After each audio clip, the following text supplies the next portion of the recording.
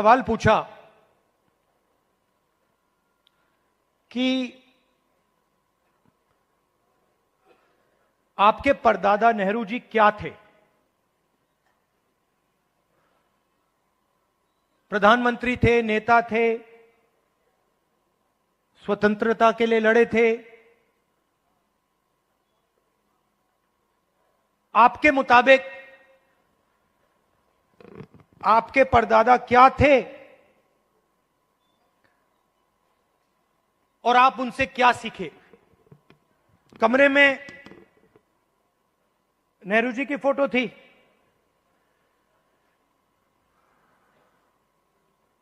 एक तरफ गांधी जी की पेंटिंग थी, और मैंने सोचना शुरू किया कि मेरे जो परदादा नेहरू जी थे वो असलियत में क्या थे।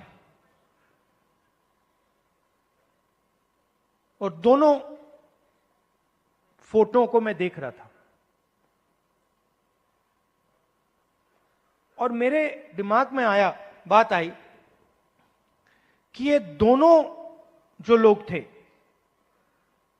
जवाहरलाल नेहरू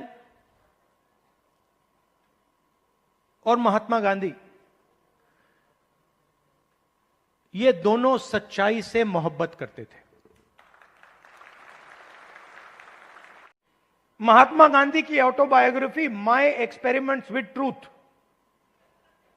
महात्मा गांधी की autobiography my experiment with lies नहीं थी, जो शायद मोदी जी लिख पाएंगे। अमेरिका के राष्ट्रपति ने स्टॉक मार्केट की धज्जियां उड़ा दी हैं, देखा होगा। सुल्तानपुर में मैं गया, वहां पे चेतराम मोची जी हैं। पता नहीं आपने वीडियो देखा नहीं देखा, देखा था? तो मेरी दोस्ती हो गई उनसे। मैंने गाड़ी रोक दी, मैं वहां जाके बैठ गया। मैं आपको बताना चाह रहा हूं कैसे फंसाया गया है, किस प्रकार से फंसा के रखा हुआ है। मैं गया, 40 मिनट में उनके साथ बैठा। मैंने देखा कि हुनर की कोई कमी नहीं है। उनसे आप कोई भी उनको आप कोई भी जूता दे दो और कहो भैया इसको बना दो, कोई भी हो, मतलब ब्रांडेड जूता हो, ये आपने ये पहना हुआ ये हो, कुछ भी, 2-3 घंटे में वही जूता आपको मिल जाएगा, उससे अच्छा मिल जाएगा।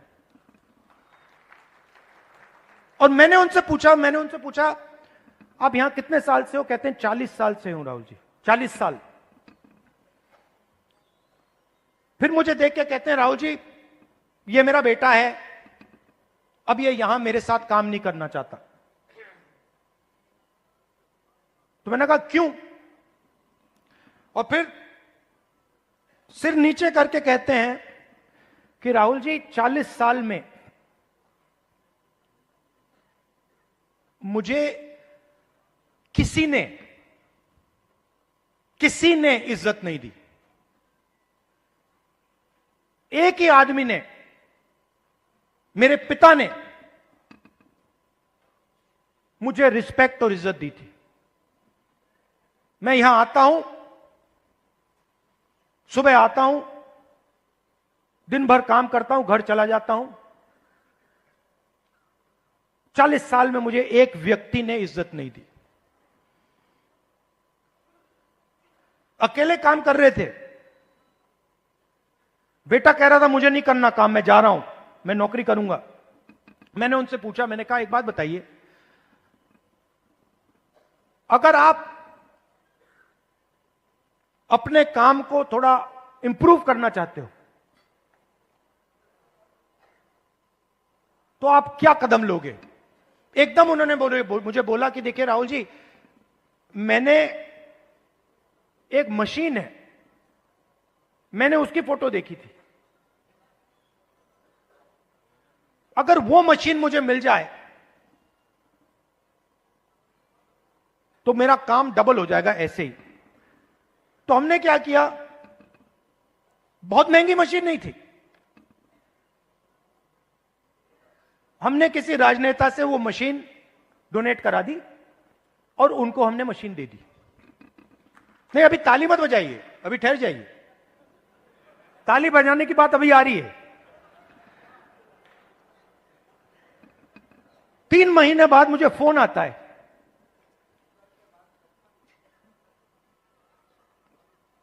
चेतराम मोची जी कहते हैं, राहुल जी मैं बड़ा खुश हूं।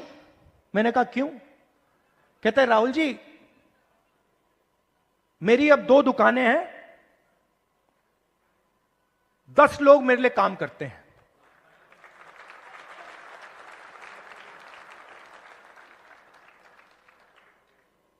दस लोग मेरे लिए काम करते हैं, मेरी 2 दुकानें हो गई हैं। मुझे लग रहा है इस मशीन से कि मैं 4-5 दुकानें खोल पाऊंगा। अब चेतराम मोची ने मुझे एक और बात बोली। जब मैं उनके साथ बैठा था, मुझे बोला, राहुल जी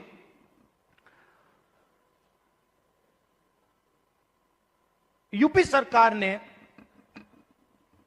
मुझे एक बार ट्रेनिंग पे बुलाया।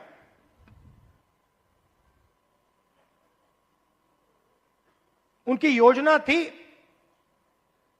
ट्रेनिंग पे बुलाया। तो मैंने उनसे कहा क्या सीखे? कहते राहुल जी मैं वहां गया, ट्रेनर से ज्यादा तो मुझे मालूम था। वो ट्रेनर को, मतलब वो तो ट्रेनर मोची ही नहीं था, उसको तो कुछ मालूम ही नहीं था। मैंने कुछ टाइम उसको समझाने की कोशिश की, मगर फिर वो समझा नहीं तो वापस आ गया। अब आप देखिए, हुनर किसके हाथ में है? चेतराम जी के हाथ में। ट्रेनिंग कौन दे रहा है?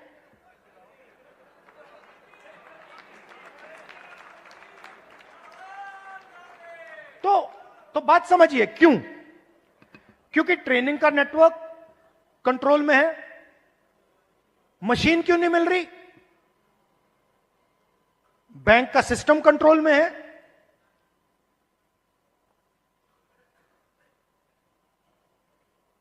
ट्रेनिंग क्यों नहीं हो रही?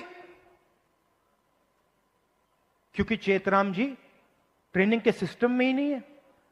जिसके पास हुनर है, जिसके पास ज्ञान है, वो ट्रेनिंग करा ही नहीं रहा है। तो मैंने क्या किया? इससे मैंने क्या सीखा? मैंने तेलंगाना के चीफ मिनिस्टर को चिट्ठी लिखी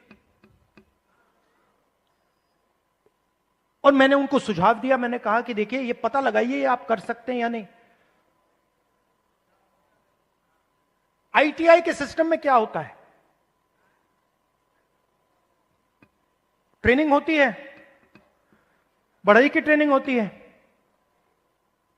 प्लम्बर की ट्रेनिंग होती है, मोची की ट्रेनिंग होती है, कुम्हार की ट्रेनिंग होती है, ये सब ट्रेनिंग होती है। तेलंगाना में मैंने चीफ मिनिस्टर को सुझाव दिया कि आप ऐसे कीजिए, आप सर्टिफिकेशन सेंटर बनाइए। तेलंगाना में लाखों मोची हैं,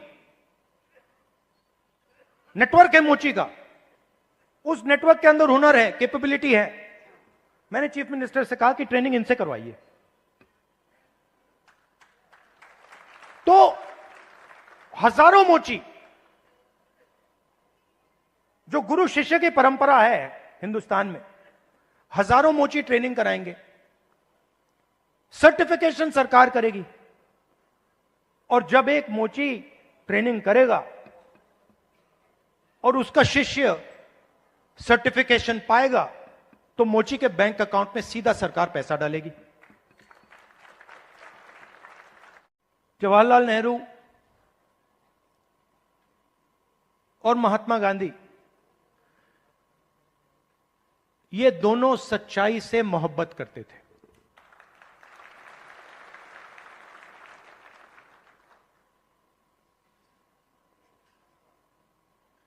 और अगली लाइन में मैंने बोला, सिर्फ नेहरू जी नहीं, सिर्फ महात्मा गांधी जी नहीं, उसमें आप एक लंबी लिस्ट लगा सकते हो।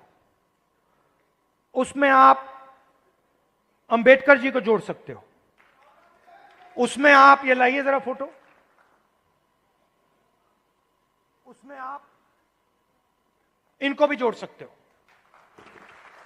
और ये फोटो अभी मैंने देखी थी, मुझे बहुत अच्छी लगी। क्यों अच्छी लगी बताइए?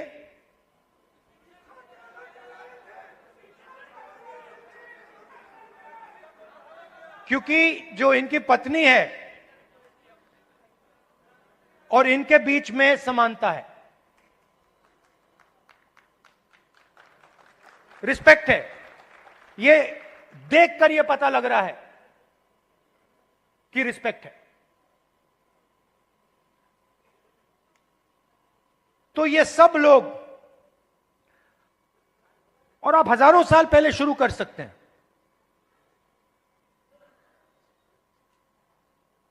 बुद्ध भगवान सच्चाई से मोहब्बत करते थे, सच्चाई से दूर नहीं जा सकते थे।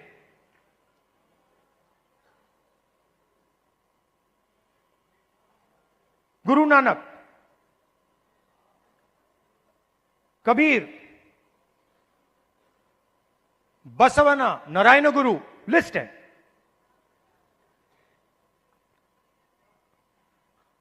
तो लोग मुझे कहते हैं कि ये संविधान 1947 में लिखा गया था, और मैं उनसे कहता हूं नहीं, यह संविधान हजारों साल पुराना है। और इस किताब के अंदर अंबेडकर जी की सोच, फूले जी की सोच,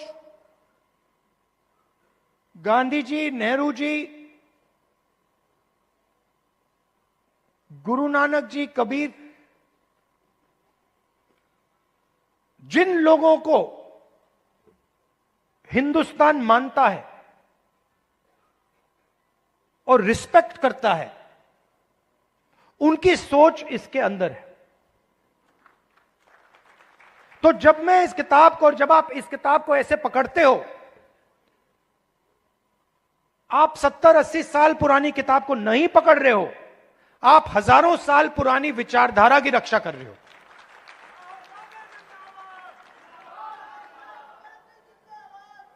और अगर हम सच्चाई की बात करें तो क्या इसमें सावरकर जी की विचारधारा है? हो ही नहीं सकती, क्योंकि वो सच्चाई का सामना नहीं कर पाए। अब ये बात किसी को अच्छी लगे ना लगे, ये सच्चाई है, तो मुझे ये बोलनी ही पड़ेगी। तो कॉन्स्टिट्यूशन हिंदुस्तान की सच्चाई का रक्षक है, और जो हजारों सालों का जो विजडम है, जो हिंदुस्तान के लीडर्स ने, बड़े बड़े महापुरुषों ने इस देश की जनता से सीखा, वो इसके अंदर है।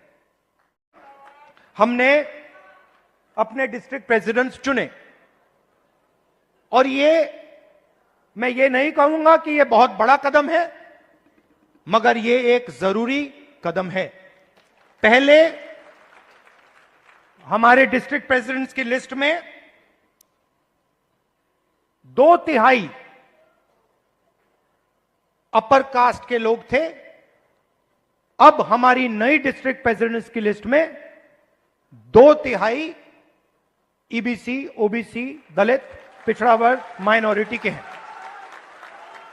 और अगर आप हमारे वर्किंग प्रेसिडेंट्स को देखें तो यह बात और भी गहराई से हुई है। मैंने और खारगे जी ने बिहार की टीम को साफ बता दिया है कि आपका काम बिहार के गरीब जनता की रिप्रेजेंटेशन का काम है। आपका काम दलितों, ईबीसी, ओबीसी, गरीब जनरल कास्ट, महिलाओं को जगह देने का काम है और आपको यह काम बिना झिझके, बिना डरे यह काम पूरा करना है। हम राजनीति में आपके लिए दरवाजा खोलना चाहते हैं। आपके युवाओं को हम राजनीति में लाकर, आपको हम राजनीति में लाकर बिहार का चेहरा बदलना चाहते हैं।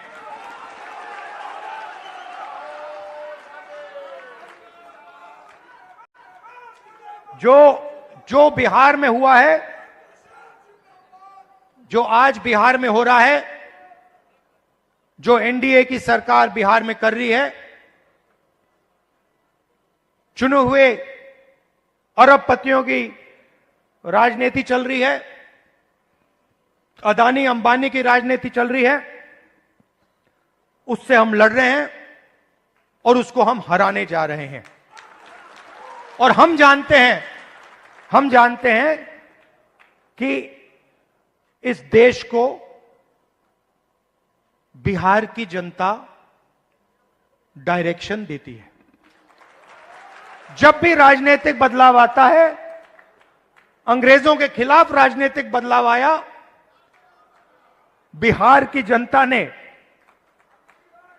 यह बदलाव लाने का काम किया था और हम समझते हैं कि बिहार की जनता फिर से यह काम करना चाह रही है और यह काम करेगी। और हम आपके साथ मिलकर, शामिल होकर यह काम करना चाहते हैं। सबसे जरूरी लक्ष्य कॉन्स्टिट्यूशन की रक्षा करना है। हमारी जो पुरानी विचारधारा है,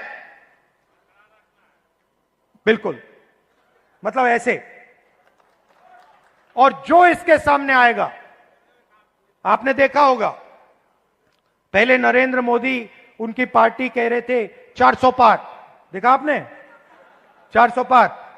उसके बाद कांग्रेस पार्टी, इंडिया गठबंधन सामने खड़ा हुआ और फिर मोदी जी जब पार्लियामेंट आई, यूं किए कि मैं बदलूंगा नहीं इसको। तो कॉन्स्टिट्यूशन ने और आपने कॉन्स्टिट्यूशन को बचाने का काम किया। इसके लिए मैं आपको दिल से धन्यवाद करता हूं। और जहां भी देखिए, और जहां भी मेरी जरूरत होगी, बिहार के कोने कोने में, हिंदुस्तान के कोने कोने में आप मुझे बुलाओ, मैं हाजिर हो जाऊंगा। आपकी लड़ाई मेरी लड़ाई है। इस देश में अगर आप दलित हो, पिछड़े वर्ग के हो, आदिवासी हो, माइनॉरिटी हो, और उसमें मैं महिला भी जोड़ सकता हूं, पिछड़ा बोला, ईबीसी हो, अति दलित हो, अगर आप अपर कास्ट के नहीं हो तो आप सेकंड क्लास सिटीजन हो। और मैं ये ऐसे नहीं बोल रहा हूं, मैं सोच समझ के बोल रहा हूं, मैं पढ़ लिख के बोल रहा हूं, और मैं सिस्टम को बहुत गहराई से देखने के बाद बोल रहा हूं। मैं आपको 2-3 उदाहरण देना चाहता हूं। तेलंगाना में हमने कास्ट सेंसस किया और बात अब तेलंगाना में कास्ट सेंसस से बहुत आगे निकल गई है।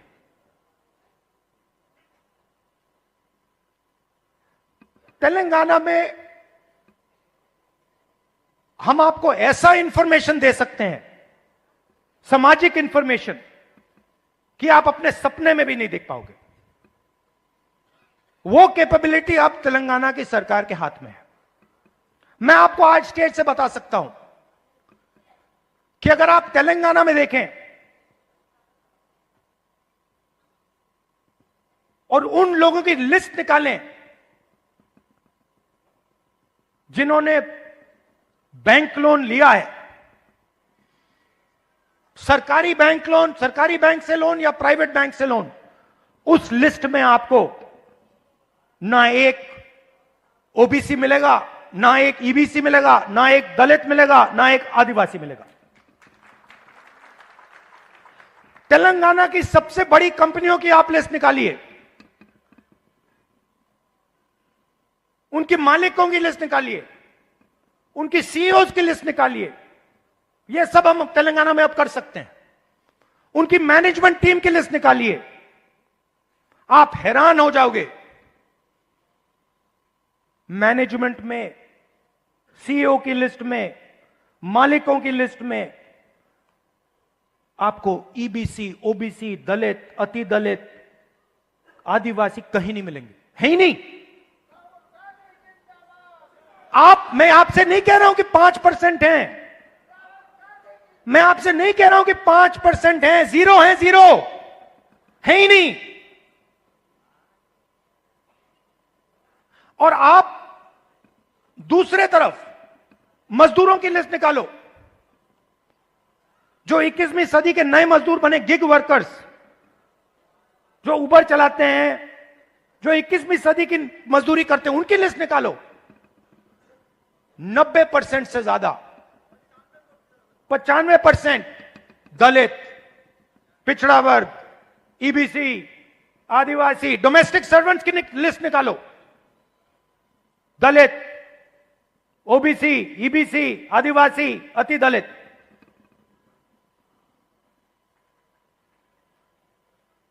और मैं सिर्फ कंपनियों की बात नहीं कर रहा हूं, मैं अस्पतालों की बात कर रहा हूं, शिक्षा के सिस्टम की बात कर रहा हूं, सरकार की बात कर रहा हूं, कॉर्पोरेट इंडिया की बात कर रहा हूं। जहां भी आप देखो, आप हो ही नहीं।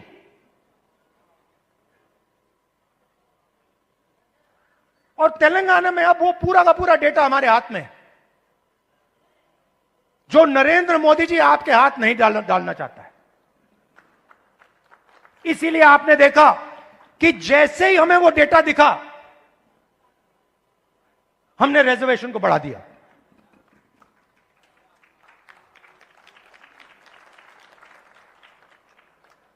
मैंने नरेंद्र मोदी जी को लोकसभा में सामने बोला,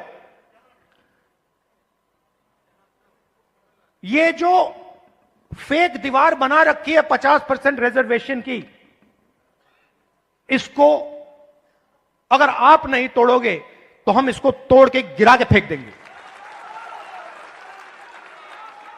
और दूसरी बात, इस देश के दलितों को, पिछड़ों को, ईबीसी, ओबीसी, अति दलित, आदिवासी, गरीब जनरल कास्ट के लोगों को पता लगना चाहिए कि इस देश की सच्चाई क्या है।